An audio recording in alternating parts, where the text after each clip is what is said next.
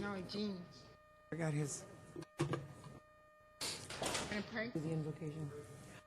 Just in time.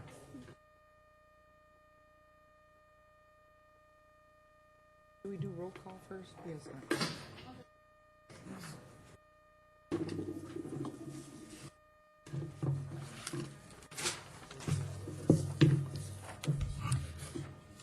Good evening, everyone. I'd like to open up the regular City Council meeting this February the 4th. Mayor Lozano is out of town, and so you have to deal with me. I'm all you got. I would like to start with roll call. Patricia? Oh, the invocation first, sorry. The invocation, Councilmember Pacheco, all those of you that can stand, would you please stand? Heavenly Father, I would like to ask you to give our blessings to this community. Thank you for all the many benefits you've given us here and support throughout our community. Please take care of our firefighters, our police officers, and all those that put themselves in danger for our country, for our servicemen and women that are fighting for our freedom. For these things we ask you, Lord. Amen. Amen. Now, if you put your right hand over your heart, those of you that are wearing a cap, will you please remove it for the Pledge of Allegiance? I pledge allegiance to the flag of the United States of America and to the republic for which it stands, one nation, under God, indivisible, with liberty and justice for all. I'll take roll call.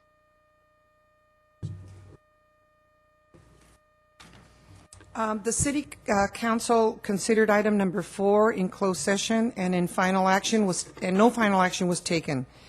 Staff was given direction to negotiate with the POA.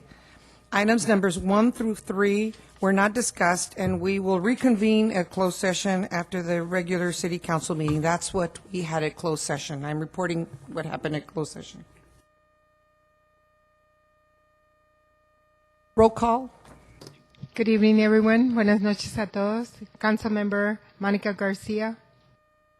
Councilmember Susan Rubio. Present. Councilmember Ricardo Pacheco. Present. Mayor Peten Cruz Baca. Here. Mayor Manuel Lozano. Excused. There, he's excused.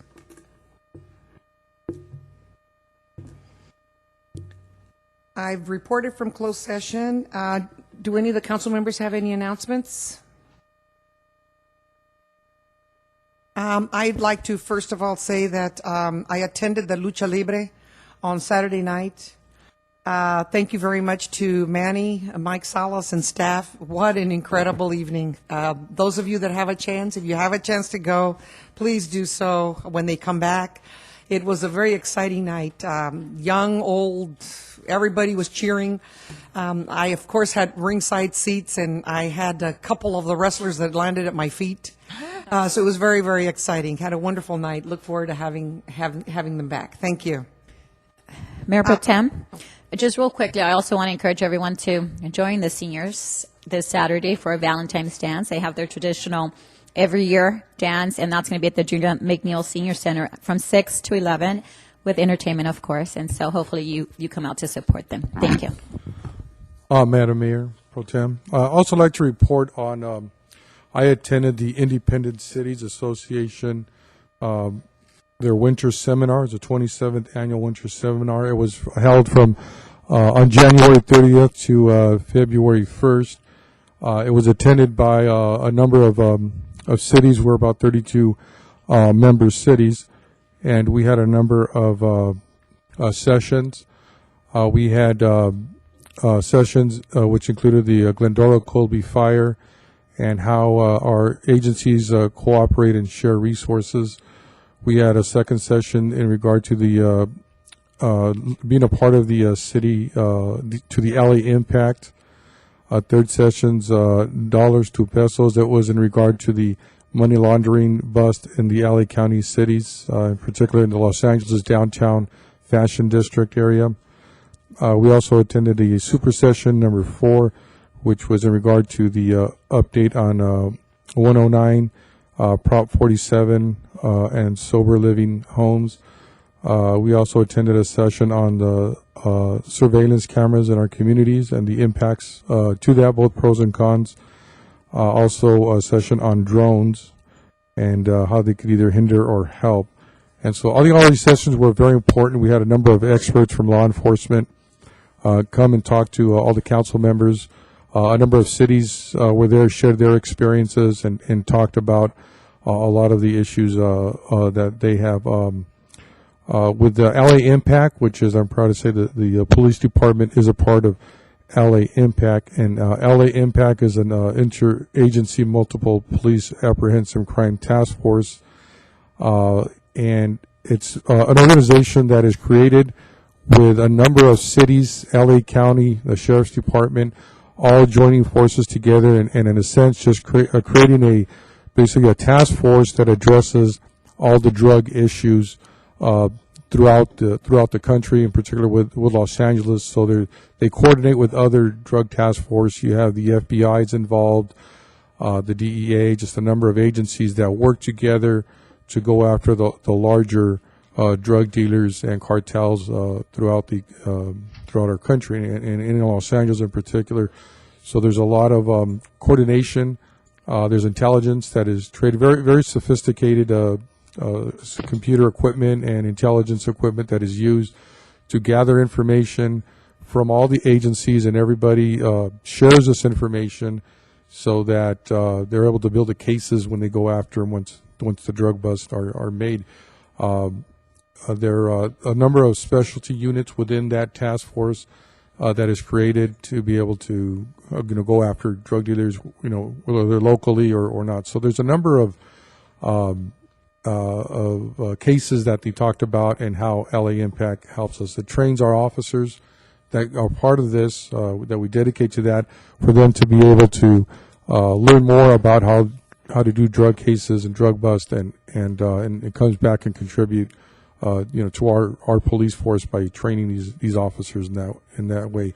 Also, it avoids officers or different agencies that when you have officers that are going underground and being a part of the drug scene, so they could gather information that if the FBI has the same person within that same drug bust, they're not going against each other or arresting another officer who they didn't know was actually an officer undercover. So they talk a lot about that. A very interesting task force that I think benefits the community that we're a part of.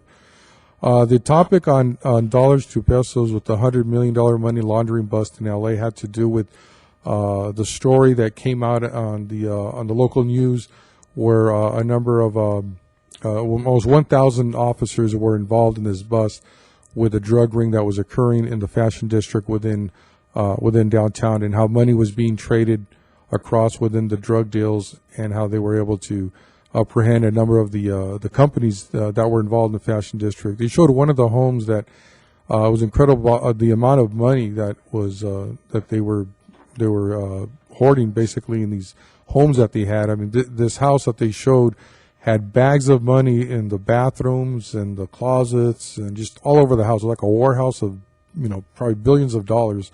And they said that was just one house that they apprehended. There's a number of them that they're still going after and still trying to stop these types of transactions from going on. So it was a large bust, and it was an amazing story, I thought, to share with the community, and the success that they're having with going after cartels and drug dealing in our community.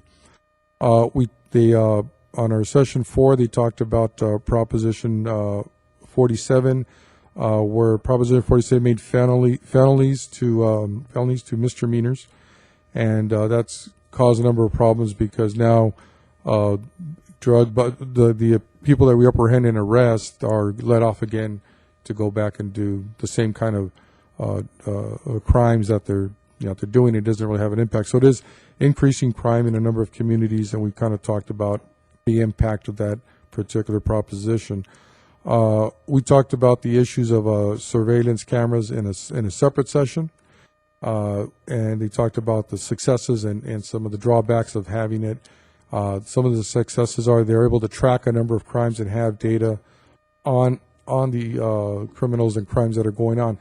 The other issues that they're having to deal with is there's a lot of privacy issues and lawsuits with privacy and how much of that information that now becomes public domain, how is it going to be stored, number one, and how is it going to be distributed when someone does a Public Information Act, and what is the issue with that. So they talked a lot about that. A lot of those issues aren't resolved, but they're, as time goes on, we'll begin to resolve those issues, and as they work their ways up through the court, we'll be able to resolve the use of surveillance cameras within our community.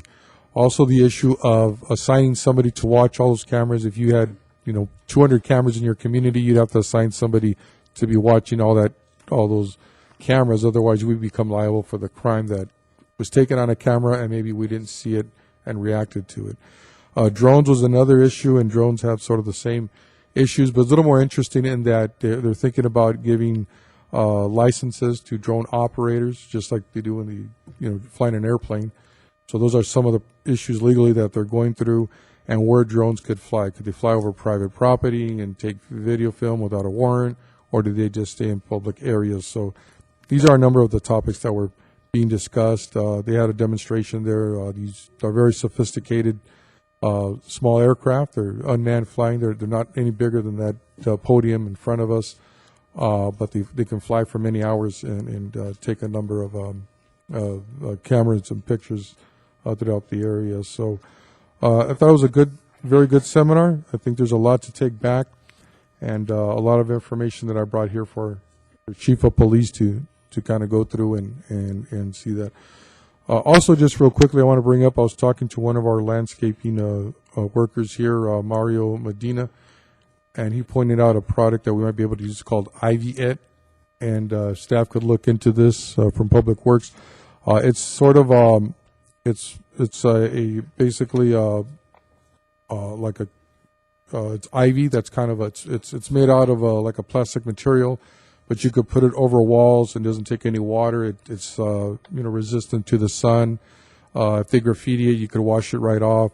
So I thought it would be a good use in a number of our areas in the city to be able to use. And Mario was telling me about my pet peeve, of course, is Puente Avenue underpass, where we're having a hard time growing the ivy there. So this might be a solution to that, where you don't have to use any water or maintain it other than just washing off the graffiti on there. So, and I think it's a product that's been used in Anaheim. It says here on their website, on their brochure, and a number of other cities. So it's kind of proven technology, pretty simple stuff. So hopefully we could, staff could implement this, ideas from our staff. So hopefully you could move forward with that. Sorry for the long discussion, but thank you. No, thank you very much. It was a very thorough report. Very nice. I'm sure that the weather in Santa Barbara was really nice as well, if you were able Great. to enjoy it. I would also like to invite everyone to the Lunar New Year celebration on this coming Friday. It starts at 9 o'clock in the morning, and it will be at the Performing Arts Center, which is next to the adult school. That's always very nice. And those of you that can attend, please come. There will be refreshments, and it is very nice. There are no proclamations or presentations, so I am going to move on to public communication. Remember, you have 3 minutes. Thank you. Don't be shy.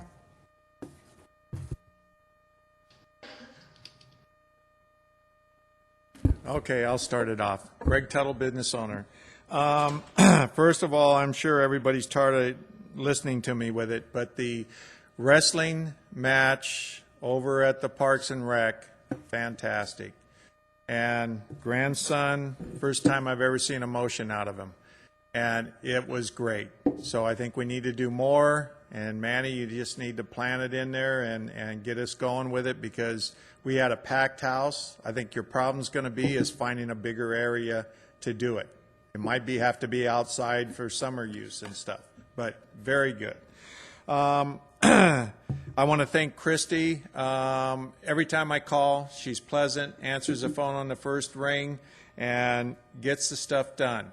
I didn't think we'd be able to replace Laura when she was here, but Christy's done a fantastic job, so I appreciate the work that you do, and I'm sure Shannon does too, because he doesn't hear everybody complaining to him. And Shannon, thank you for listening at the audit committee and starting getting things delegated with the reports for the council members in different areas that we've been lacking through our, finding in our audit thing that needed to be done. I want to thank council for bringing in the new audit committee and bringing in the audit company that found a lot of things that need to be straightened around in the city. It's not bad things, but the thing is, we needed to update from Craig's outdated, you can wake up now, our outdated computer system, all the way up to our policies. They need to be updated. And thank God that we brought in a new firm that told us, here, this is what we need to do and get for. And the newspaper article, they always like to do negative and make people think it's negative, but this is what we wanted, and this is what we wanted to bring out, and we're going to put this as a positive thing and bring to the community that this is why you elected Cruz and Susan again. Well, Cruz first time and Susan again, because we wanted to bring this out, and that's what happened. So we brought it out. Oh, well, it wasn't good news, but it was the news everybody was saying all along, and it needed to be brought out. As far as one of the council members was suggesting at the upstairs meeting, new revenue, it seems that we always show priority to this one soccer league that's supposedly a nonprofit that makes hundreds of thousands of dollars, but he does do a lot of donations to the council members. And you know what? Why aren't we making money off of this? Why aren't the schools charging for the yards? Why aren't they charging the adults to use them on Sunday? And why isn't the city charging a fair amount for the light usage? Because Mr. Tuttle. That's it again? Okay. Thank you.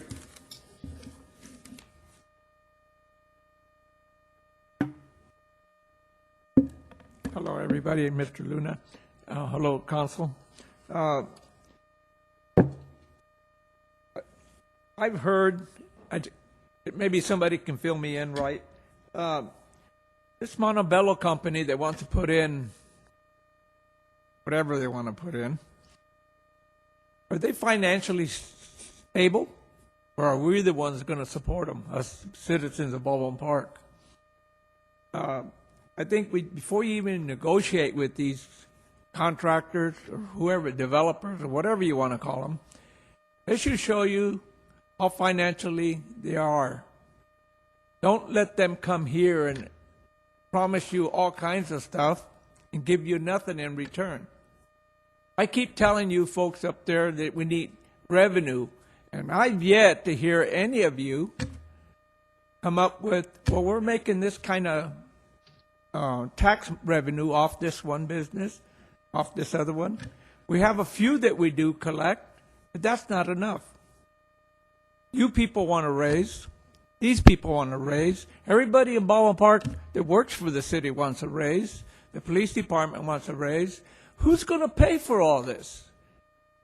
Well, I suggest that you people get out there and talk to these corporations that want to come here and build stuff, put up a billboard, and so on, and have them pay into the city funds a certain amount of money. If they don't want to pay taxes, give us a lump sum. We want $5 million. You can build over here, over there, over there. You give us $5 million first. That way, we make money, and they can produce what they want, and we should collect taxes from that also. But no, we promise people stuff, and we get nothing in return.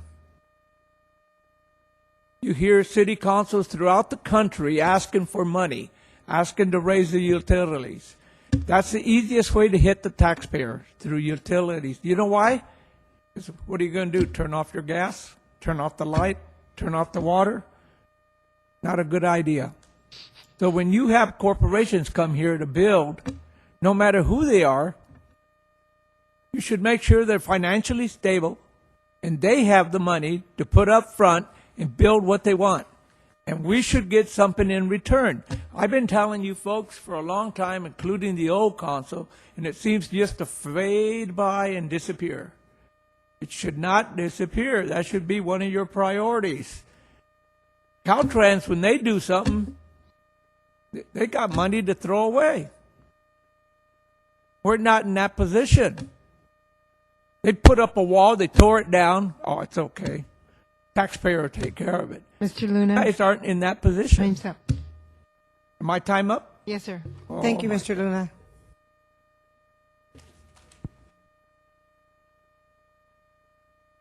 Thomas Carey, former resident. Well, the easiest thing to do with the soccer thing is to get another soccer league in here, compete with the other one. Then we can see what money they're bringing in. I'm sure the other league won't like that, but hey, you get it above board. I don't understand how a place does this, raking in all this money, is claiming not to have any money, and I don't know how that works. The IRS must not be up to task. They need to be informed about such things. The other thing is this measles problem that we have that's getting worse every day. I stood here many years ago and warned of things like this possibly getting loose here because of illegal immigration and people coming from other places bringing these things here. And now we've got something that's gotten loose, and they don't know how they're going to stop it. So are we to believe they're going to be able to stop that Ebola that they're bringing from other places? I don't understand why they don't treat those people there. Why do they bring them here to treat them? They chose to go down there. Treat them there. It's contaminated already down in, where is it, South Africa? Is that where that is? Keep it over there. That's where it is. Keep it down there. Don't bring that here. Oh, I almost slipped and said something I shouldn't. I want to be, like a certain attorney using choice words. Not our city attorney, another one. Speaking of which, this guy is suing the city, and a lot of these taxpayers, they don't make that much money in a year. And this guy is over here a champion for the people. Who exactly? He's suing anybody and everybody he can. It's Manny Lozano. I think he's after some of the other people, and he makes other little threats with emails and things like that. Enough. This person is a bully, through and through. He cries that his rights are being violated. He's causing his own problems. And then he's crying that he's being bullied. Stop stepping on toes and you won't have problems with people. This guy's just out of control. But sooner or later, mark my words, he will do something and he will end up disbarred. I won't mention any names. I think we all know who I'm referring to here. Any little missteps, and he's after the city, the very place where he lives. It's almost like Baldwin Park is the only city that does some of these things. Other places do things too. You don't see him over there doing it there because they wouldn't put up with it. Or they have more money to have, more attorneys. But I don't understand a person get on the internet and bragging and boasting. Thomas, your time's up. Okay. Well, I got enough of it out anyway. Okay. Thank you.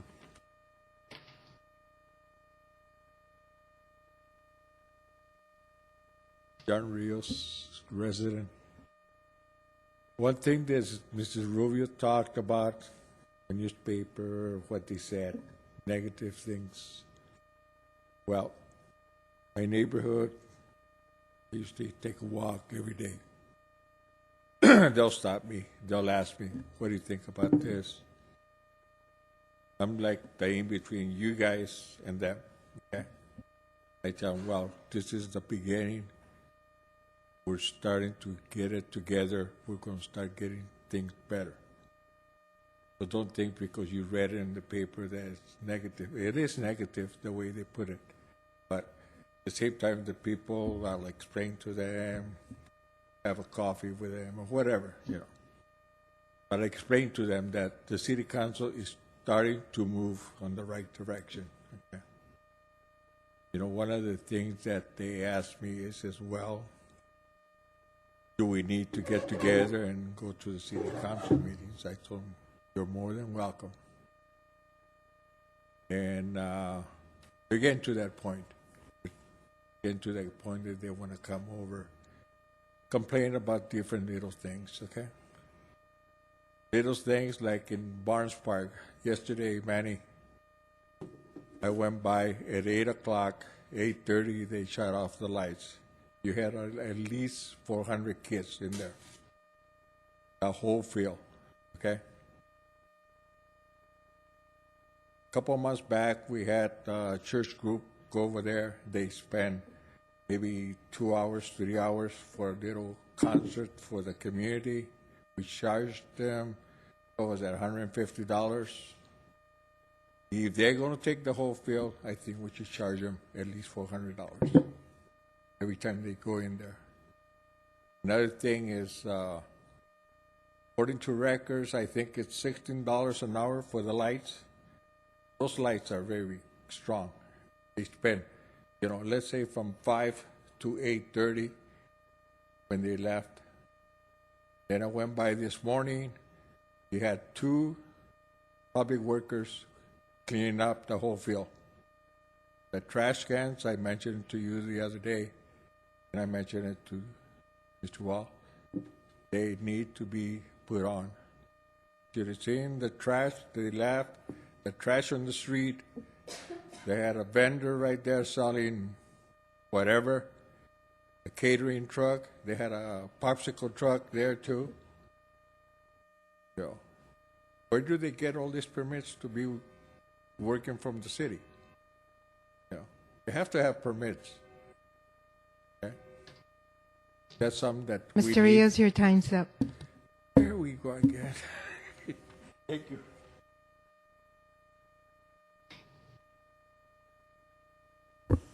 Good evening, Margarita Vargas. I just want to remind you about the street lights they were supposed to install in Baldwin Park Boulevard and Ohio Street and La Rica in Los Angeles. Since last year, they approved them, and I think the money was there already to do that. So I just want to remind you, just in case they misfile or something. Because, you know, school started, a lot of students cross in Ohio and Baldwin Park to go to Getty's, Santa Fe, and Holland. So it's a lot of students and adults that cross there. Thank you. The signal lights, you mean?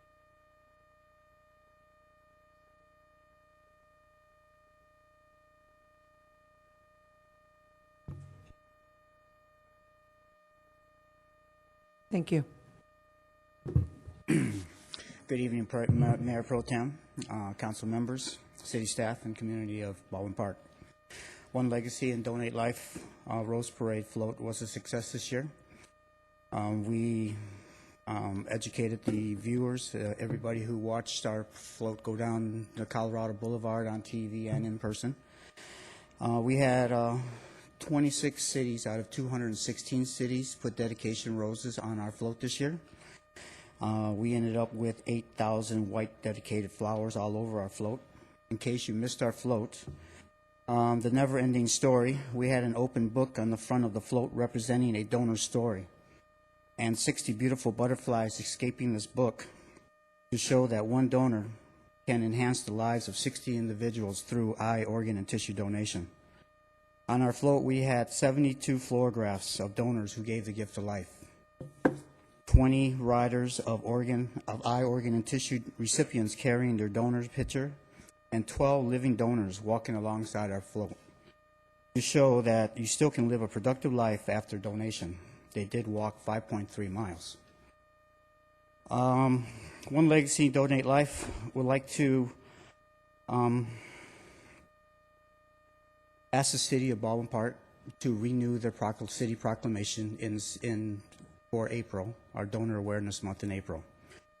I would like to take this time to announce that we are having our annual one run walk at the Cal State Fullerton University, April 25th, 2015. Last year we had over 10,000 participants at this event. It gets larger every year. Thank you, Mayor Pro Tem, council members, city staff, and the community of Baldwin Park for giving me this opportunity to announce what One Legacy and Donate Life's mission is, to spread the word of the importance of eye, organ, and tissue donation.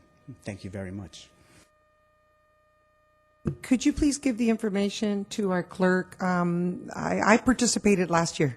Okay. But I would like to, of course, have for everyone to have the information as well. Maybe some of our residents would like to participate as well. It's a really wonderful event, and I congratulate you for that. Well, thank you. The float was beautiful, and thank you very much. So if you could give the information, if you have it, to the city clerk? I don't have it at this time. I'm waiting for my people to get the information out to me, which I emailed them today, so maybe tomorrow. But I will, once I get the information, I'll save the date for postcards to come.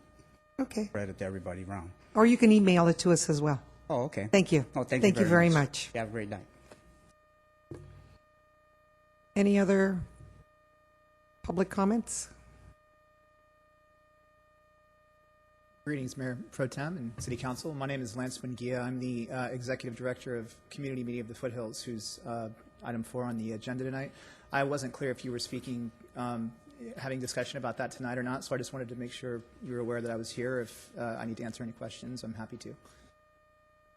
Is there anybody that has any questions about the? No? Thank you very much. It's on our consent calendar. Okay. Thank you. Any other public comments? I will now officially close public communication. And we will go on to our consent calendar. We have items 1 through 5. Are any of the council members going to pull any items? Yes, I'd like to pull item number 4. Councilmember Pacheco is pulling item 4. I will pull item number 5 for discussion. That's Okay, it. I move approval for items 1, 2, and 3. Seconded by Councilmember Rubio. On Any objections? Motion passes. Madam Mayor Pro Tem. Yes. I would just, on item 4, I just wanted to, before we approve it, ask the city council if they would entertain just having a presentation of the success of the, or the performance, I guess, of the past agreement that we've had with our vendor. And then we could just consider looking at it at that point. Would you like to continue it to another? I'd like to continue, but with also just a presentation about their performance on the last, on their contract. Well, is it possible to invite him to discuss some of the things he's been doing around the city, since he's already here? I just rather see a formal Oh, got it. Okay. presentation. If you don't mind. Yeah, I'll something- support that. Bring it to the next meeting, and Bring he it- can give us a. Yes, sort so of that you can little give us a handout. presentation. And No, then we'll not consider now, it. at another meeting. Yeah. Oh, is he allowed to get up to speak? No. Yeah. Would you like me to bring a video to actually play at the meeting? Yeah, that would be Yes, good. please. Yeah, Perfect. thank Yes. you. Yes. Okay. Thank you. And for item number 5, I just want to sort of clarify. I know that there's been a lot of talk about what appeared at the article that appeared in the San Gabriel Tribune, and really, honestly, I don't pay much attention to tabloids and to newspapers because they want to sell. And so, but I do want to say that the audit was something that had been thought of and suggested for a long time, and we had the opportunity to not only bring a new audit firm, which we did at the beginning of the year, but also the findings were very positive. I believe that with all the changes, we are moving in the right direction, and with our staff and Brown Armstrong, that we are doing exactly what we had wanted to do with this audit. We do have an audit committee, and like I had said at our last council meeting, you are welcome to join us so that you can hear how we're progressing as we go on. We usually have them quarterly, but it is very interesting for you to see how the budget is progressing or what we are doing with the budget. So thank you very much. And I just want to add to that, and just to clarify, we had a presentation on the budget at the special meeting, so you probably heard a few comments from that meeting. And one of the things that was brought up is exactly that the Tribune, was very fast in reporting all the deficiencies of the city, but we all talked about how it's really a positive thing in the sense that anything that needs to be corrected, it will be corrected, and that was the goal when most, people on the dais right here suggested the audit. We wanted to make sure that, policies that have been outdated for many years were updated, and then we're looking to see how we can mainstream some of our, our finances as well as our internet services. And so anyhow, it is a positive thing, no matter what the Tribune said in terms of all the deficiencies. That's what we want, to be transparent and make sure that any problems we have, we fix. And so we're very proud of the outcome. Thank you. Madam Mayor, Pro Tem. I'd just like to also say I think the audit was something that we needed, that I worked with when I supported both Cruz and Susan in their campaigns, was to make sure that we were more transparent with our finances. I know that, prior to Councilman Cruz coming on board, it was very difficult to look at the budget and find out where the true statuses were, because from meeting to meeting, the budget numbers changed, and they were always conflicting, and we were always trying to figure out where the budget was. But since last year, with the changes that we made on staff and being able to be more open with having an audit committee and really working closer with staff and with an auditor to really find out our standing. And I think that after reviewing the audit report, I was able to get a more clear understanding where the city finances are, and it will help us to be able to make a better decisions in the future. One of the things that were looked at was, whether we should go to the sheriff's department or have our own police department. And one thing was that after looking at the numbers, we're definitely able to sustain our own local police department. And that was something that I've always supported. And now we have the facts to support that. And we're moving in that direction by working with our local police, making sure that we're able to sustain the future of the city, and with public safety to make sure that we have the resources to support that organization and all the other parks and rec and all the other public works activities that we have going on in the community. So again, I think that if we read this audit report, it's also written in a way that I think everybody could understand it. And if you have questions, we have our finance officer, our city manager, and staff, and the council that's able to sit down and talk openly about where we stand with our budget. So with that, thank you. With that, I'll make a motion that the audit report be accepted and filed as read. I'll second that motion. Thank you. Any objections? None. Motion passes.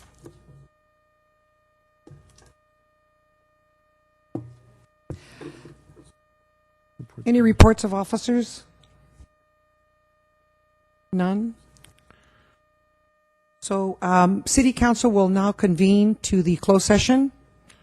If I may I just have a couple of requests from staff.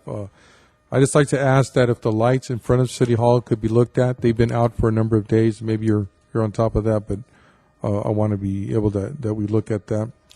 Also, I'd like to ask staff, I know that City Council members have requested, number one, a revenue enhancement review, maybe at not this month, but in March, or we could start to look at that prior to our budget that we can begin to look at.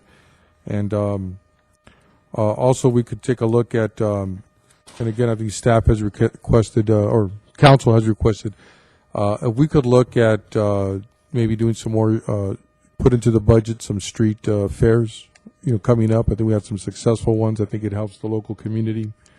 And I think it's something that we should put into our budget so that we can do it during the summertime. And if staff has any ideas to continue to see the cost of that and where we would get the funding to support that. Thank you. Thank you. I'll make a motion to adjourn to a regular City Council meeting. Second. We will reconvene to closed session and then report out. Thank you.